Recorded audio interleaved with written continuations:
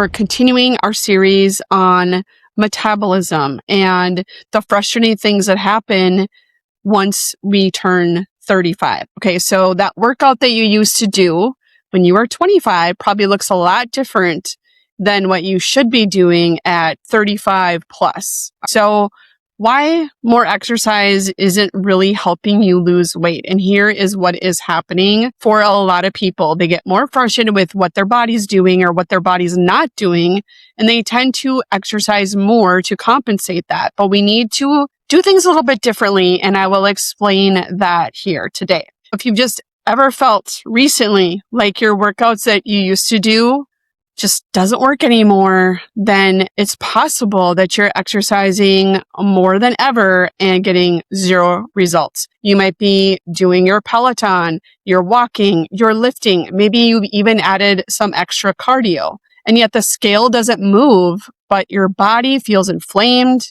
maybe you feel more exhausted, and instead of leaning out, you actually feel more puffy and more frustrated. Many women over 35 are struggling with this, and the issue isn't that what you need is more exercise. It's that your body may need better recovery, better fueling, and better hormone support. And I see all three of these things almost every day with the women I'm working with.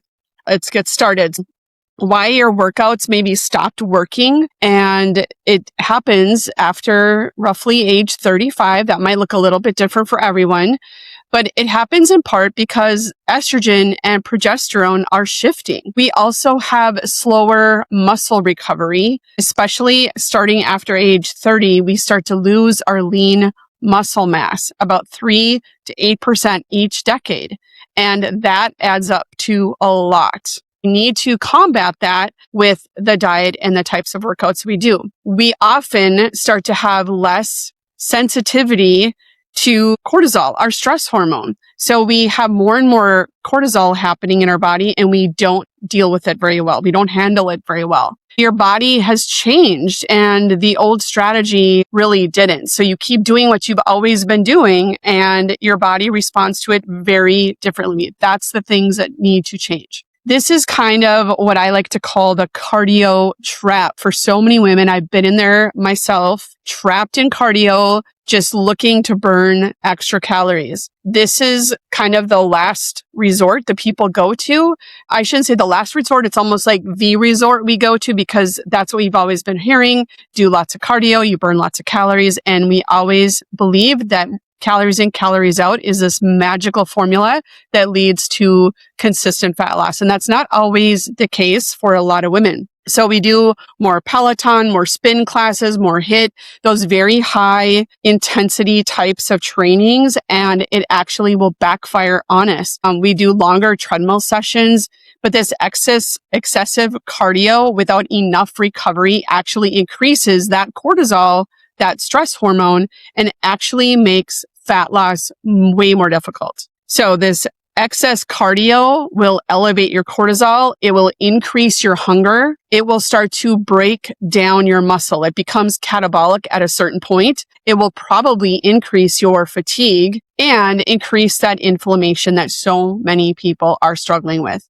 Cardio burns calories in the moment. This is something you need to understand. Cardio does burn calories in the moment, but muscle is what will change your metabolism long term. It's a long game. You got to play the long game with your workouts. Why muscle matters more after 30, 35 years old? It's because muscle supports that resting metabolic rate. It will control your blood sugar. It helps greatly with your blood sugar balance. Muscle acts like a metabolic sponge and just a sponge for that glucose in your body, in your foods you eat. It will help with insulin sensitivity, kind of the way that it works with the blood sugar, and it will improve your body composition. If you maintain your lean muscle mass, your lean tissue, you will have a better body composition because that will lead to more fat loss. Now, the real goal isn't just weight loss, and this is a very important distinction. It's about improving and preserving your metabolic tissue. We have to understand that the number on the scale doesn't really tell us anything. It tells us basically how much pull on the body, the Earth's gravity pulls on you and gives you that number on the scale. It tells you nothing about what your body is made up of. And that is why so many women, men too, that are taking these injections for weight loss, which have a lot of other benefits too, if they're not mindful about building their muscle, they're going to lose a lot of that weight from those peptide injections as lean tissue. And that means their metabolic rate has now decreased substantially, and they're going to gain weight on fewer calories once they are not taking those shots. So that is why it's important that you don't just go by a standard scale weight. You have to do some kind of body composition scale or measuring in order to see what part of your body is muscle or lean tissue and what part of that is fat. And of course, the target is the fat. And that's how you will change your workouts to optimize your metabolism. One of the things that people are doing that makes this worse, and it's under fueling workouts. And I'm kind of laughing because I am seeing so many women who are struggling to lose weight, and they are all under eating and sometimes severely under eating, but no one ever thinks that. We become so conditioned to believe we're always eating too much. And yes, as the American society goes as far as like nutrition and food and the amount of food and processed foods that we have available to us, it is so easy to overeat. But I will argue kind of with that right now. There's so many people I'm working with that are drastically under eating, and we are trying to kind of re-support their metabolism and teach them how to eat properly to improve their metabolism. And then we add those intense workouts, and that causes women to, cause more stress on the body depending on how they're working out. And if they're not fueling those workouts, not eating enough protein or getting enough micronutrients in, they are not able to make headway with their fat loss goals. This is also not supporting your recovery. If you have slower recovery, you're having elevated cortisol, you're probably going to have poor sleep, muscle loss, and you'll probably plateau. And this is where people dig deeper and restrict and over-exercise even more. Basically, your workout is only as effective as your recovery. And that recovery includes fueling your body. You need to actually nurture and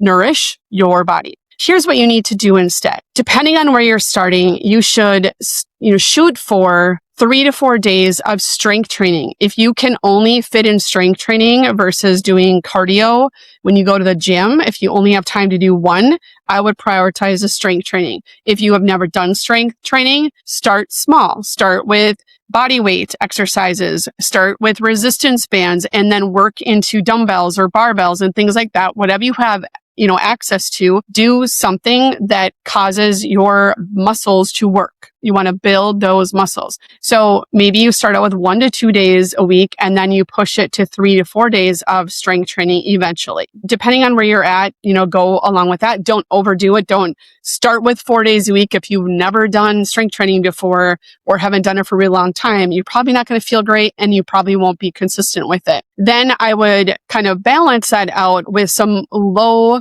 cardio, meaning like zone 1, zone 2, where your heart rate isn't, pushing too hard. Just kind of moderate that in between your sessions with strength training, or you can couple them together. Now, rest days are really important. When you rest, meaning from the workouts, you're going to do something that is either nothing, or you're going to do something that's a little bit more restorative, something that is much more calming to the body. Also, making sure you're fueling your workout with small complex carbs, depending on the time of day you're eating it, and making sure you're getting enough protein in order to fuel those workouts. The goal is not to punish your body. It's to build resilience. And this is the core focus of what's inside my total health reset. If your body feels stuck despite working out harder or restricting calories or doing some kind of